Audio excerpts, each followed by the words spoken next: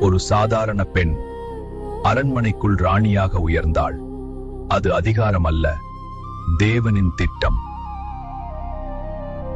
என்னை மதிக்காதவன் யார்? ஒருவன் மட்டும் குனியவில்லை. அவன் மட்டும் அல்ல, அவன் ஜனம் அழியட்டும். ஒரு முத்திரை விழுந்தது. ஒரு ஜனத்தின் உயிர் தீர்ப்பு எழுதப்பட்டது. இருள் நகரமெங்கும் பரவியது. நான் மௌனமாக இருந்தால் என் ஜனமே அழியும்.